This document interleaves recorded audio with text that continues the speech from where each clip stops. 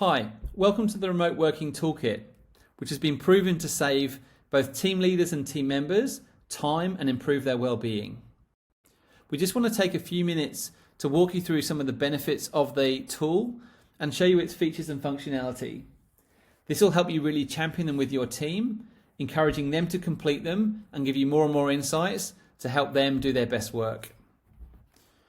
So every day when there's a cutoff, you'll receive an email like this, which includes a PDF and some snapshot insights for your team of responsibility.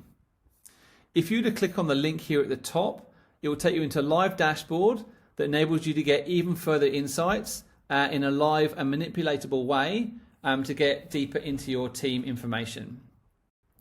Here is an example report that's based on dummy information, and your exact report may be adjusted to give further insight for you, and indeed we'd love to hear your feedback to tailor it. So treat this as indicative, but hopefully useful to get you inspired about what's possible. At the top you'll see feedback on the number of responses on that day and the average feeling and capacity scores across your team.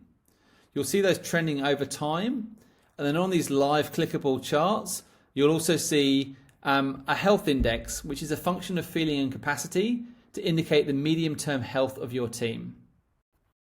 That health here is summarized by team, and it's worth recognizing that your visibility may well be restricted to the team that you run. You'll also see the scores in the lower, middle, and top thirds of the scoring possibilities for feeling and capacity, just so you can get an idea as to where your teams sit on that particular day. The middle here is dedicated to those at both the high end and the bottom end of the health index. Who are they? Have their immediate issues that have raised been addressed? And it helps you just get a quick snapshot as to where you might want to spend your time. There's also a really efficient update here on progress as fed back, and we'd encourage you to establish some early expectations on the level of detail and focus for the progress for your team.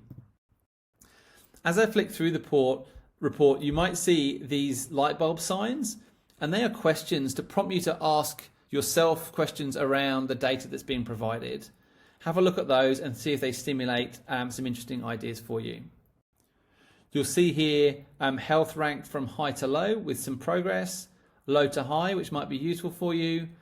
And this slide might be particularly useful, particularly as you're preparing for a one-on-one or you're trying to dive in to understand the context of an individual. If I was to select a name, for example here, Barnes, so Brett Barnes, you'll see the information automatically shows their person's situation.